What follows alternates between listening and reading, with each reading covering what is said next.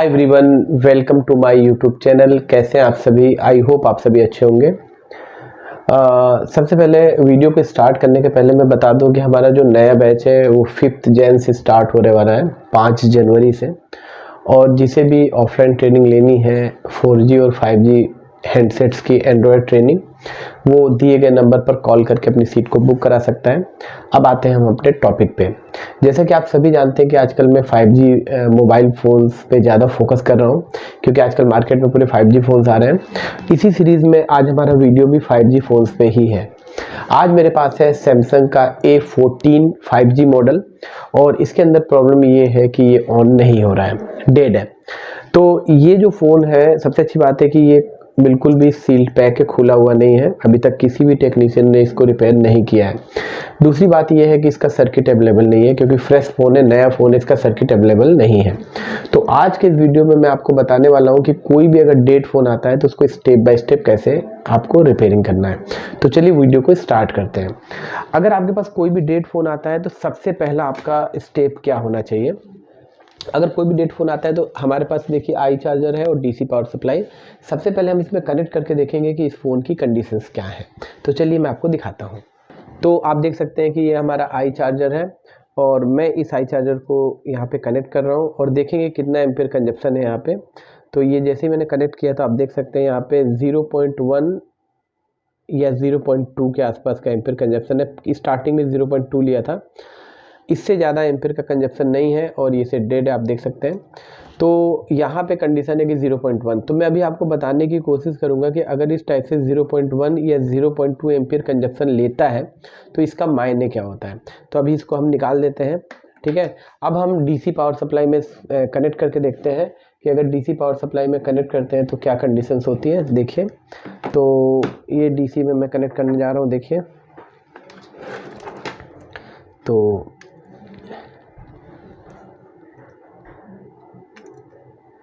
ये मैंने डीसी में कनेक्ट किया है और मैं ऑन ऑफ स्विच को प्रेस कर रहा हूँ। देखिए, तो ऑन ऑफ, अभी देखिए यहाँ पे सबसे पहले कोई एम्पीयर कंजप्शन नहीं है डीसी पे कनेक्ट करने पर।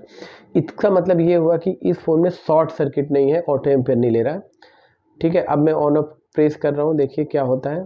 तो मैं जैसे ही ऑन ऑफ को प्रेस करता हूँ तो ये देख सकते हैं आप कि मैंने ऑन ऑफ को प्रेस किया, 170 एम्पीयर गया, और ऑन ऑफ छोड़ने के बाद स्टक है यहाँ पे। तो अगर कोई फ़ोन आपके पास आता है जो कुछ एम्पीयर कंजप्शन लेके स्टक हो गया, देखिए यहाँ पे 170 पे रुक गया, तो इसका मतलब क्या है, तो मैं आपको बताने की कोशिश करता हूँ। देखिए, अगर जब भी आप किसी मोबाइल फ़ोन को रिपेयर कर रहे हैं 0.1 और 0.2 एम्पीयर कंजप्शन अगर लेता है तो ज़्यादातर मार्केट में हमारे टेक्नीशियन भाई लोग सीपीयू रिवॉल्व कर देते हैं, और ये सीपीयू रिवॉल्व करने से कई सारे फ़ोन ओके हो भी जाते हैं।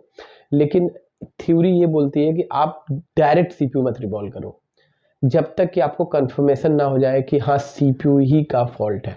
तो आज मैं आपको बताने जा रहा हूँ कि अगर इस टाइप का फॉल्ट आता है तो कैसे कंफर्म करेंगे कि सीपीयू का ही फॉल्ट है, सीपीयू ही पे ही काम करना है। लेकिन इतना तो कंफर्म हो गया कि स्टक होने का मतलब ये होता है कि हमारे फ़ोन में पीएस होल्ड बन गया है।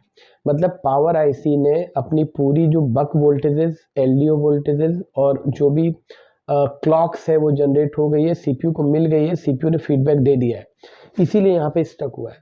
तो अभी फिलहाल इस फ़ोन में पावर आईसी पे काम करने की ज़रूरत नहीं है। अभी हम इस फ़ोन में देखेंगे कि कहाँ पे काम करना है। तो एक टेस्टिंग और बची है, उसको कर लेते हैं, फिर हम डिसाइड करेंगे कि आपको काम कहाँ करना है। अब चलते हैं, हम इसका एक बार पोर्ट चेक कर लेते हैं, क्योंकि अगर यहाँ पे स्टक हो गया ना तो ये कोई ना कोई पोर्ट जरूर बनाएगा, चाहे ये ऑटो पोर्ट बनाए, चाहे ये ईडीएल मोड पे पोर्ट बनाए, लेकिन पोर्ट जरूर बनाएगा। तो चलिए मैं सिस्टम से दिखाता हूँ आपको कि पोर्ट बनाता है कि नहीं। तो देखिए, तो सबसे पहले हम क्या करते हैं कि हम डिवाइस मैनेजर ऑन कर लेते हैं। देखिए, यहाँ से मैनेज पे जाते हैं और यहाँ से डिवाइस मैनेजर को मैंने ऑन कर लिया, देख सकते हैं। ये मैंने डिवाइस मैनेजर ओपन करके रखा है। सबसे पहले मैं आपको चेक कराता हूँ कि जैसे मैंने ये जैसे ही कनेक्ट किया तो क्या इसमें कोई ऑटो पोर्ट इनिशियलाइज हो रहा है। देखिए, तो आप देख सकते हैं कि अभी कोई भी ऑटो पोर्ट नहीं बन रहा है। अब मैं ये निकालता हूँ, और जिस तरीके से आपने देखा था कि जो एक्साइनोस के फ़ोन होते थे उसमें ईडीएल पोर्ट होता था, उसी तरीके से देखो यहाँ पे 2 पॉइंट जो आपको दिख रहे हैं ना, ये वाले 2 पॉइंट, ये जो पॉइंट है ये ईडीएल पॉइंट एक तरीके के एक्साइनोस पोर्ट के। तो इन दोनों पॉइंट को सॉर्ट करके एक बार हम चेक करते हैं कि पोर्ट बन रहा है कि नहीं। तो देखिए मैं आपको दिखाता हूँ, यहाँ पे मैं यहाँ पे देखिए ये दोनों को सॉर्ट कर रहा हूँ, देखिए, और ये कनेक्ट किया, ठीक है। तो यहाँ पे देखते हैं कोई पोर्ट वोट बनता है क्या। कभी कभी थोड़ा टाइम लेता है, तो अपन थोड़ा सा टाइम इसको देंगे और देखेंगे क्या पोर्ट बनता है कोई।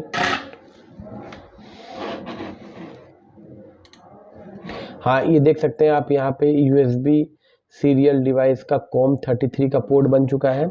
और आप देख सकते हैं, ये देखिए यहाँ पे, ठीक है। और मैं जैसे इसको डिस्कनेक्ट करूँगा तो देखिए, ये जैसे मैं डिस्कनेक्ट कर रहा हूँ तो ये देखिए,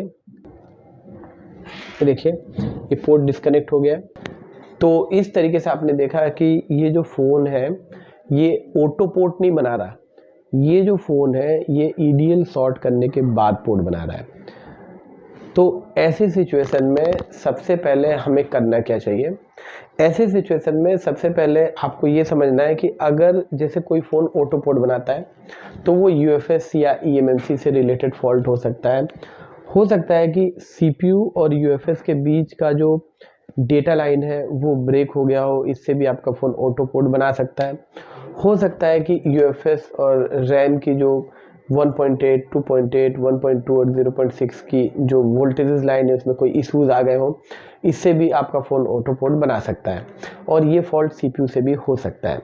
लेकिन देखिए, हमने 3 तरीके से इसको डायग्नोसिस किया है। सबसे पहला तरीका ये था कि डीसी पे स्टक हो रहा है, दूसरा 0.1, 0.2 एम्पीयर कंजप्शन है, और तीसरा अगर आपका जो फ़ोन है अगर सिस्टम से ईडीएल सॉर्ट करने के बाद पोर्ट बन रहा है, ऑटो पोर्ट नहीं बन रहा है, तो ऐसी सिचुएशन में हम सीपीयू पे जा सकते हैं। मतलब ऐसी सिचुएशन में हम सीपीयू को रिवॉल्व करने जा सकते हैं। क्योंकि अगर आप अभी मार्केट में जो देखोगे नोट 10 प्रो के जो मॉडल्स चल रहे हैं, इसके अंदर आप देखना कई बार क्या होता है कि ईडीएल सॉर्ट करने के बाद पोर्ट बन जाता है, ऑटो पोर्ट नहीं बनता, और सीपीयू रिवॉल्व करने से कई बार ये प्रॉब्लम सॉल्व भी हो जाती है।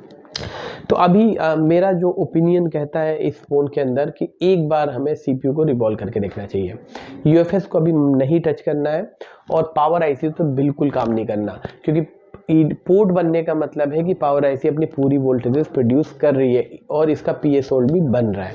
तो चलिए दोस्तों, आगे का प्रोसेस मैं आपको दिखाता हूँ और फिर देखते हैं कि हमारा जो गेस है, हमने जो अभी तक डायग्नोसिस किया है, उस पर हम कितने खरे उतरते हैं। तो चलिए मैं स्टार्ट करता हूँ आगे की रिपेयरिंग। तो सबसे पहले हम फ़ोन को डिसेंबल करते हैं और इसके एक बार सीपीयू को रिवॉल्व करके देख लेते हैं। बाकी कोई अगर फिज़िकल डैमेज इसमें होगा तो वो भी देख लेंगे एक बार।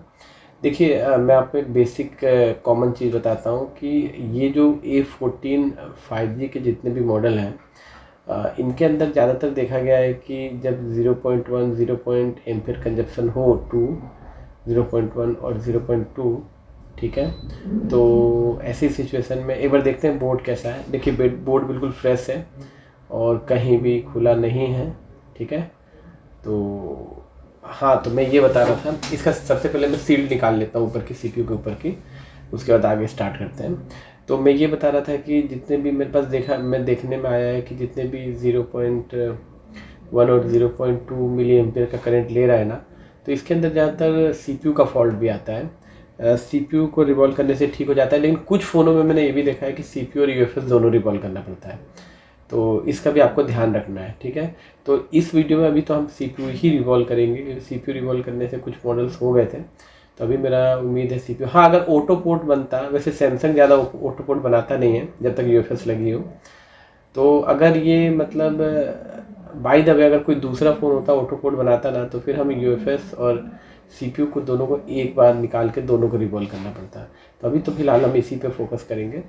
तो आप देख सकते हैं कि ये सील मैंने यहाँ पे ऊपर से निकाल लिया है। पूरी सील निकालने की ज़रूरत नहीं है, क्योंकि जो सैमसंग के ग्रीन वाले बोर्ड आते हैं, ये थोड़ी ब्लू वाले जो नए वाले 5G के बोर्ड आ रहे हैं सैमसंग के, ये बहुत वीक होते हैं। तो हीट वीट पड़ने से कई बार इनिशियल प्रॉब्लम भी आ जाती है। तो इस तरीके से देखिए, ये एक नया टाइप का सीपीयू है, और इसके नीचे आप देखिएगा जब मैं सीपीयू उतारूंगा तो काफ़ी थिन सीपीयू है और बड़ा आराम से इस पर काम करना पड़ता है। कोशिश कीजिए कि क्विक 2008 का यूज़ कीजिए, कई बार ओवरहीट होने से भी ख़राब हो जाता है सीपीयू। तो अभी मैं एसएमडी यूज़ कर रहा हूँ क्विक 2008D प्लस। मेरा हीट है 350 और एयर है 100। और धीरे से देखिए बिल्कुल आराम से ये हम आईसी को, सीपीयू को, ये देखिए पिक कर लेते हैं। ये निकल गया। एक दो बॉल आपको निकली हुई दिख रही है, लेकिन ये प्रोबेबली एनसी होती है, ठीक है। मेन सप्लाई बॉल्स नहीं है, ये सब एनसी है। तो सीपीयू को हमने समय से थोड़ा पहले ही उतार लिया है, क्योंकि बॉल अभी भी ड्राई है, थोड़ा सा और हीट देना था। तो आप इस तरीके से जब भी सीपीयू निकालें तो आप थोड़ा सा टाइम देना ज़रूरी है। इस सीपीयू को मैंने इसीलिए पहले निकाले कि एक दो फ़ोन में सीपीयू का प्रॉब्लम आया था, इसीलिए मैंने इसको जल्दी निकाला है। मैं कोशिश करता हूँ कि A14 5G का सीपीयू पे ज़्यादा ओवर हीट ना हो। तो एक बार इसको डिसोल्डर वायर से एक बार साफ़ कर लेते हैं। और इसका जो स्टेंसिल है अभी तो अवेलेबल नहीं है, तो हम इसको यूनिवर्सल स्टेंसिल से ही रिवॉल्व करके देख लेंगे। तो देखिए ये क्लीन हो गया। मैं आपको एक बार और इन्फॉर्म कर दूं कि हमारा जो जनवरी का नया बैच स्टार्ट होने वाला है। अगर किसी को भी अगर ज्वाइन करना हो तो नीचे दिए गए नंबर पर कॉल करके अपनी सीट बुक करवा सकते हैं और जनवरी वाले बैच में आप आ सकते हैं। हम लोग ज़्यादातर फोकस करते हैं सर्किट्स पे, ट्रबल शूटिंग, फॉल्ट फाइंडिंग पे, क्योंकि हैंड स्किल जो है वो तो हम कभी भी प्रिपेयर कर सकते हैं, लेकिन जो ट्रबल शूटिंग वाला पार्ट है, अगर आप अच्छे से स्कीमेटिक को अच्छे से समझ जाते हैं तो आप इजीली फॉल्ट को बहुत इजीली डायग्नोस कर सकते हैं। तो ये देखिए आईसी निकल चुकी है, ठीक है। और पूरी बॉल्स देखिए ड्राई है, थोड़ा सा पेस्ट है, देखिए बिल्कुल ऐसा लगता है कि पेस्ट ऊपर है ही नहीं है। तो इस पेस्ट को भी हम यहाँ पे निकाल देते हैं, ठीक है। आराम से, बिल्कुल स्क्रैचेस नहीं आने चाहिए, बिल्कुल सॉफ्टली आप इसको इजी मूव कर सकते हो। और ये जो ब्लेड आपने अभी देखा जिससे मैंने साफ़ किया, ये हैंडमेड ब्लेड है, ठीक है, हमने खुद बनाया है। मार्केट की जो ब्लेड्स आती हैं कई बार उससे स्क्रैचेस आने के चांसेस हो जाते हैं, इसीलिए कोशिश करें कि इस टाइप की ब्लेड यूज़ करें। तो ये देखिए सीपीयू में कोई स्क्रैच नहीं है, बिल्कुल क्लीन सीपीयू है। और ये आईसी क्लीन हो गई। बहुत माइनर, बहुत थिन पेस्ट इसमें लगा हुआ था, ये पेस्टेड थी, लेकिन बिल्कुल पता नहीं चलता कि पेस्टेड है, बिल्कुल ऐसा लगता है पेस्टेड है ही नहीं। अब हम इसको एक बार रिवॉल्व कर लेते हैं आईसी को फटाफट। देखिए, तो आजकल एक फॉल्ट आ रहा है कि कई बार आईसी को रिवॉल्व करने के बाद हम जब लगाते हैं तो सेट ऑन हो जाता है, लेकिन कुछ एक दो दिन चलने के बाद फिर से बंद हो जाता है।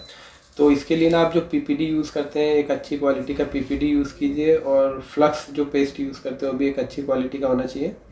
कई बार ड्राई होने से कई बार सेट ऑन होता है और कई बार सेट ऑन नहीं होता है, इस तरीके की प्रॉब्लम बहुत बार देखी गई है। तो आप जो फ्लक्स पेस्ट यूज़ करते हैं और पीपीडी यूज़ करते हैं उसको थोड़ा सा अच्छा यूज़ कीजिएगा।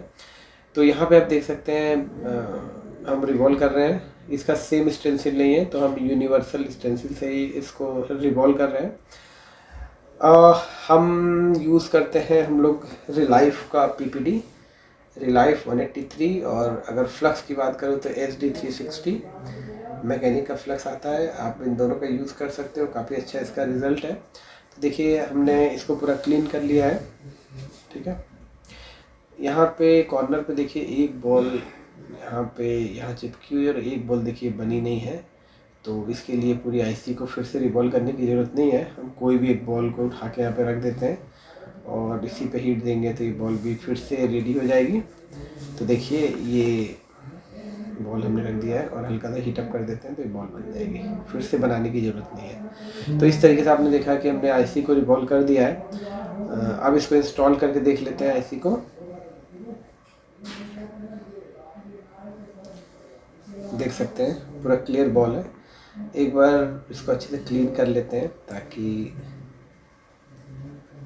उसके अंदर की जो ड्राइनेस है या कोई भी अगर कचरा है इस टाइप का तो वो हट जाए। तो ये आईसी प्रिपेयर हो गई, अब चलते हैं इसको इंस्टॉल कर लेते हैं। छोटा छोटा सोल्डर होता है, इसको हटा लेना बहुत ज़रूरी है, कई बार ये शॉर्ट कर जाता है अंदर। अब देखिए यहाँ पे आईसी को लगाते समय ज़्यादा फ्लक्स यूज़ नहीं करना है, थोड़ा सा फ्लक्स यूज़ कीजिए, क्योंकि ज़्यादा फ्लक्स यूज़ करने में कई बार आईसी इधर उधर हिल जाती है। तो थोड़ा सा फ्लक्स यूज़ कीजिए और इसके अकॉर्डिंग टू डायरेक्शन ये आईसी को इंस्टॉल करके और हीट मार के हम इंस्टॉल करते हैं।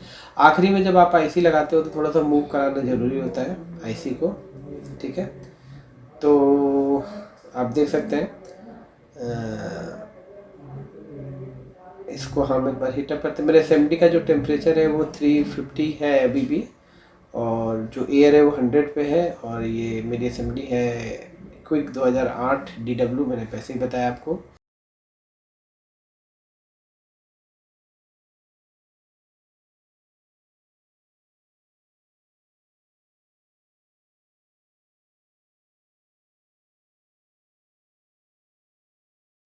तो इस तरीके से आपने देखा कि हमने सीपीयू को रिवॉल्व कर लिया है। अब हम फ़ोन को असेंबल करके देखते हैं कि क्या हमारा फ़ोन ठीक हुआ है कि नहीं। तो चलिए स्टार्ट करते हैं। तो सबसे पहले इसको पैनल में फिट करते हैं फ़ोन को।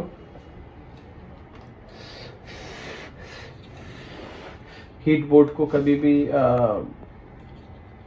ऑन नहीं करना चाहिए जब तक कूल ना हो जाए। तो एक बार देख लेते हैं कि अभी हमारे फ़ोन की कंडीशंस क्या हैं। तो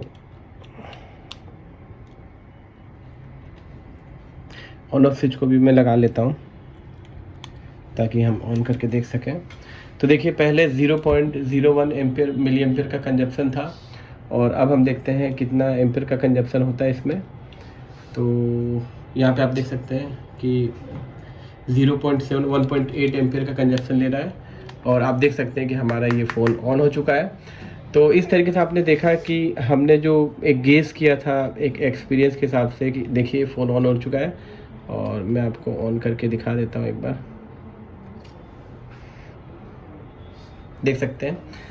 तो इस तरीके से दोस्तों आपने देखा कि अगर इस फ़ोन में 0.1 या 0.2 एम्पियर का कंजप्शन होता है तो आप एक आइडिया लगा लेना कि सीपीयू का फॉल्ट है, लेकिन एक बार पोर्ट जरूर चेक कर लेना। और अगर ये पोर्ट नहीं बनाता तो फिर मैं आपको बूट सीक्वेंस के हिसाब से चेक करके बताता कि पावर आईसी की बक बन रही है कि नहीं, पावर आईसी की एलडीओ बन रही है कि नहीं, पावर आईसी की क्लॉक्स बन रही है कि नहीं, पावर आईसी सीपीयू ऑन हो रहा है कि नहीं। लेकिन ये हमारा फॉल्ट इजीली सॉल्व हो गया। तो आई होप इस वीडियो को देखने के बाद आपको कुछ ना कुछ एक्सपीरियंस मिला होगा कि जब भी आपके पास डेड फ़ोन आएगा तो किस तरीके से आई चार्जर से या डीसी पावर सप्लाई से किस तरीके से हम डायग्नोसिस करके एक आइडिया लगा सकते हैं कि प्रॉब्लम सीपीयू की है या यूएफएस की है या हमें पूरे बूट सीक्वेंस को फॉलो करना है। तो आप देख सकते हैं थोड़ा टाइम ले रहा है ऑन होने में। तो मुझे उम्मीद है इस वीडियो से आपको बहुत कुछ सीखने को मिला होगा। तो चलिए दोस्तों, फिर से मिलेंगे नेक्स्ट वीडियो में। तब तक के लिए आपका बहुत बहुत धन्यवाद। इसके अलावा मैं हमेशा एक नए टॉपिक पे भी वीडियोस लाता रहूँगा। और मैं आपसे एक चीज़ और पूछना चाहता हूँ कि क्या आपको मेरी थ्योरी की क्लासेस अच्छी लगती है। जैसे मैंने काफ़ी सारे टॉपिक्स अपलोड किए 5G के बारे में, जैसे 5G APT के बारे में या 5G की क्लॉक जनरेटर आईसी के बारे में। तो मैंने देखा है कि बहुत बार जब मैं थ्योरी की क्लासेस अपलोड करता हूँ तो शायद फ्रेशर्स स्टूडेंट, शायद फ्रेशर्स लोग उस वीडियो को बहुत कम लाइक करते हैं, क्योंकि हो सकता है कि उनके समझ में कम आता हो। लेकिन हाँ, एक्सपीरियंस जो टेक्नीशियन भाई लोग हैं वो तो पूरे वीडियो को देखते हैं अच्छे से। तो आप लोग कमेंट करके जरूर बताइएगा कि आपको इस टाइप की रिपेयरिंग की क्लासेस अच्छी लगती है या थ्योरिकल क्लासेस भी आपको पसंद है। तो चलिए दोस्तों, फिर से मिलेंगे नेक्स्ट वीडियो में। तब तक के लिए आपका बहुत बहुत धन्यवाद।